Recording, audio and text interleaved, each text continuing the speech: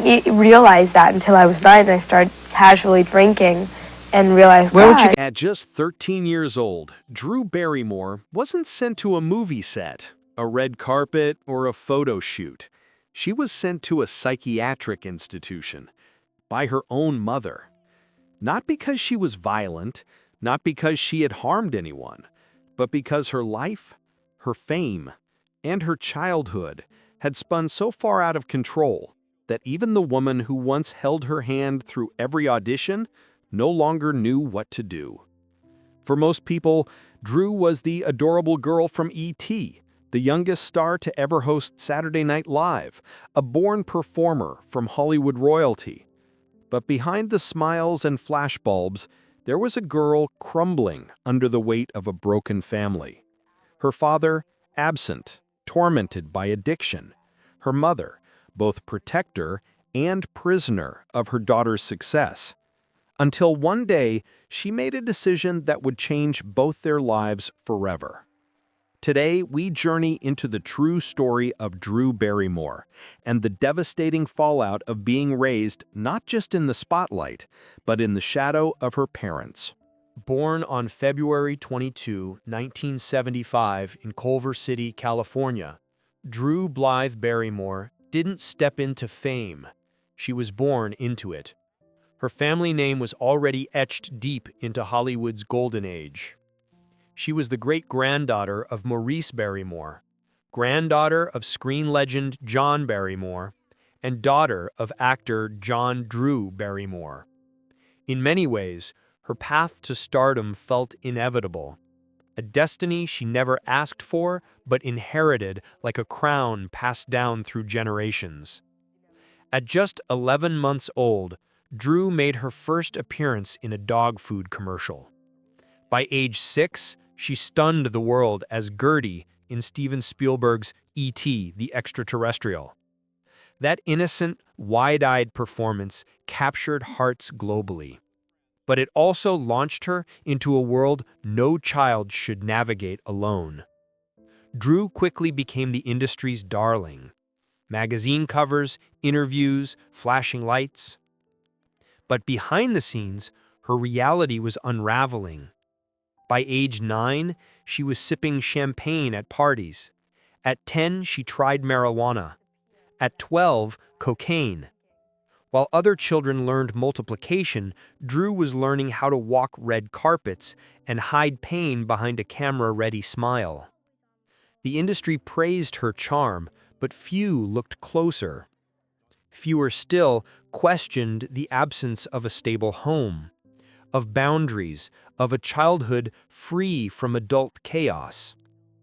Her father, John Drew Barrymore, was a distant figure, consumed by his own demons of alcoholism and mental instability.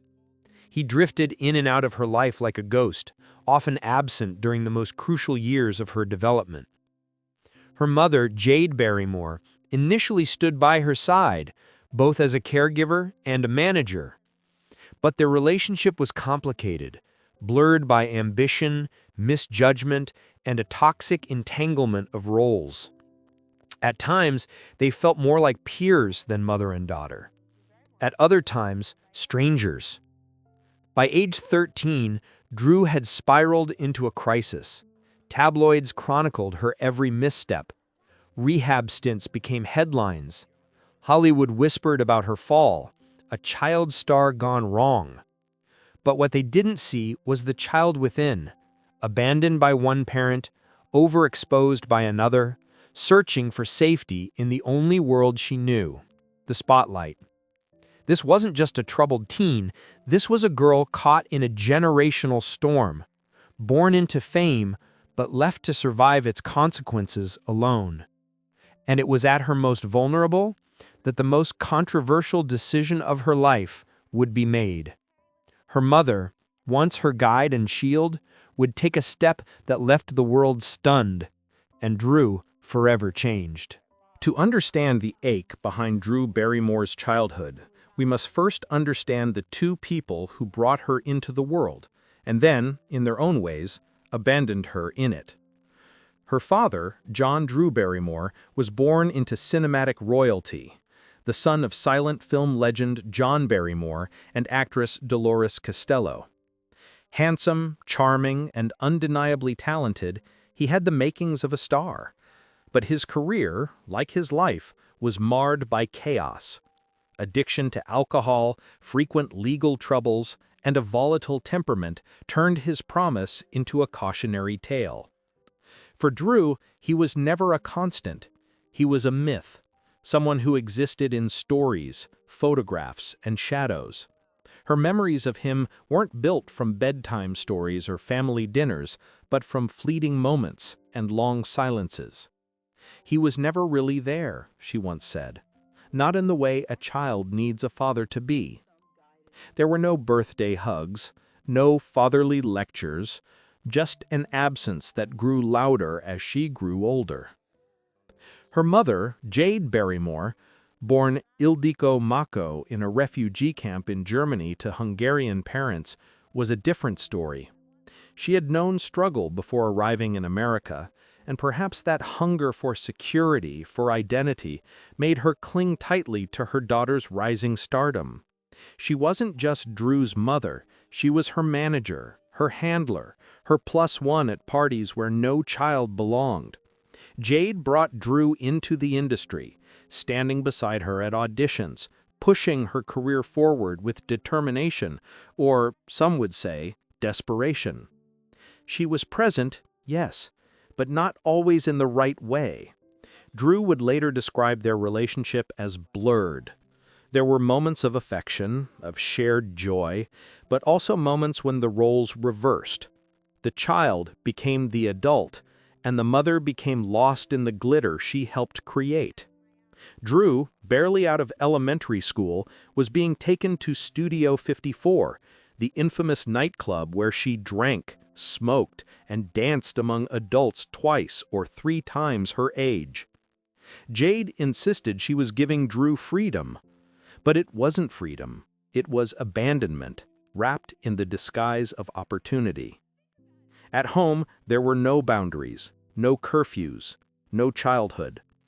Drew's apartment in West Hollywood was less a home than a crash pad between press tours and film sets.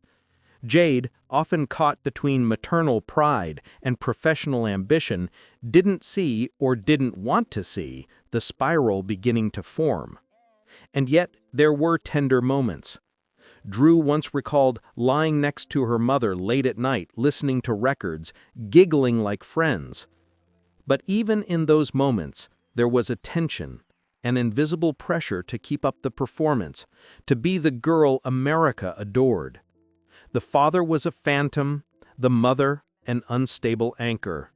Drew had no village. She had cameras, contracts, and chaos. Then at 13, the breaking point came. After multiple relapses, outbursts, and a growing sense of danger, Jade made the decision. She would check Drew into a psychiatric facility for troubled teens, a place where the girl who had once shared a scene with E.T. would now share a room with addicts, runaways, and deeply traumatized youth. Drew didn't resist, not at first. She thought it would be for a few days, a time out. But it wasn't. She stayed for 18 months. A year and a half behind locked doors. Therapy, structure, silence. And the woman who brought her there would leave her there. That moment, that decision, would shatter their relationship for years. And yet, strangely, it would also plant the first fragile seed of healing. Because in that place of confinement, Drew Barrymore would begin to understand the shape of her wounds and the origins of her strength. It was a quiet November day in 2004 when the phone call came. John Drew Barrymore, the man whose name carried generations of cinematic prestige, the man who had once been the brightest hope of his famous lineage, and the man who had barely been a father, was gone. He died on November 29, 2004, at the age of 72 in Los Angeles. The official cause was not publicly disclosed in detail, but it was no secret to those close to him. Years of alcoholism, drug abuse, and erratic behavior had gradually eroded his body and mind. His final years were marked by isolation, physical deterioration, and a slow retreat from the world he once dazzled. For Drew, the news landed like a sigh, not a scream. It wasn't unexpected, it wasn't even unfamiliar. The loss had begun years earlier, not with his death, but with his absence. And yet, it still hurt. She hadn't grown up with him. In fact, she had spent most of her life trying to survive without him. But he was still her father, a figure etched in mystery, in longing, in what-ifs. Drew had, against all odds, tried to reconnect with him in his final months. She had paid for his medical care, visited him as his condition declined, and sat quietly by his side in moments of lucidity. There were no grand conversations, no redemptive apologies, just silence and the flickering recognition in the eyes of a man whose mind had traveled too far to come back. She later said, "He was a mad poet, a troubled artist. I didn't know him as a dad, but I tried to know him as a man." Her words didn't carry bitterness, just fatigue and perhaps a strange compassion. The final image of him was haunting. Emaciated, unshaven, lying in a hospital bed, his once vibrant eyes, dulled by years of excess, barely opened. He didn't speak much. He barely moved. But Drew was there. And when the machines slowed and the silence filled the room, she simply stood beside him, watching the life of a man who had shaped her, not by presence, but by absence, finally come to an end. There were no newspaper tributes, no Hollywood memorials.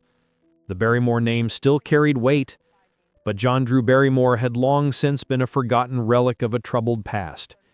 Even in death, he slipped away quietly. But for Drew, it marked a closing chapter. The man who haunted her childhood, whose legacy she inherited, and whose love she never truly received, was now just a memory.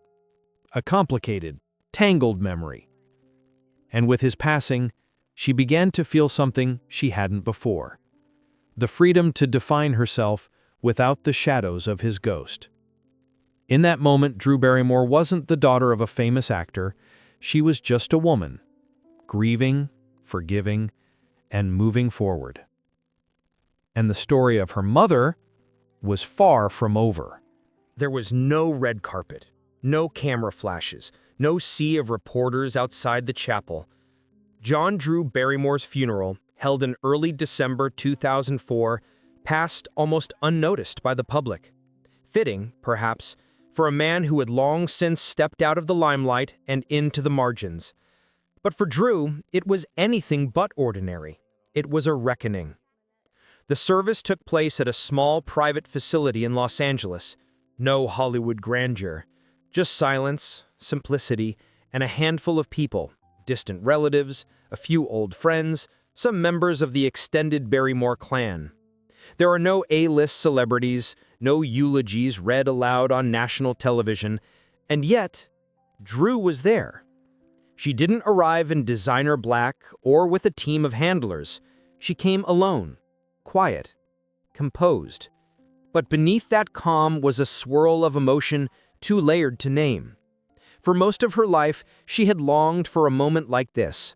Not the funeral, but the closeness. A chance to say something, anything, to the man who had been more myth than father. And now she stood before a closed casket, trying to speak to someone who had already left her long ago. The room smelled of lilies and wood polish. A framed photograph sat beside the casket, one of John in his younger days, impossibly handsome, with eyes full of wild charm. Beneath it, a simple placard, John Drew Barrymore, 1932 to 2004. Drew approached slowly, carrying nothing but a folded piece of paper. Not a speech, not a script, just a note. She knelt beside the casket, placed the note gently on top, and rested her hand there for a moment. Her fingers trembled. Her lips moved, but the words were barely audible. Later, a friend would say she whispered, "I forgive you."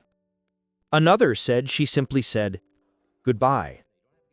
No one knows for sure, and maybe that's how Drew wanted it. A final moment between father and daughter, untouched by cameras or commentary. She stayed for only part of the ceremony, long enough to pay her respects, long enough to be seen by no one and feel everything. There were no tears, at least not in public. Drew had cried for her father years before, cried for his absence, his distance, his silence. This moment wasn't for mourning. It was for release. As the service ended and people began to file out quietly, Drew lingered near the back. She didn't speak to many, just nodded, thanked those who came, and slipped away before anyone could ask too much. The next day there were a few lines in the entertainment columns. Drew Barrymore's father passes at 72. No scandal, no drama. Just an end. But for Drew, it was a new beginning. She had buried more than a parent that day. She had buried years of waiting, wondering, aching. And as she stepped outside into the cold December air, there was something different in her walk, maybe lighter or simply freer.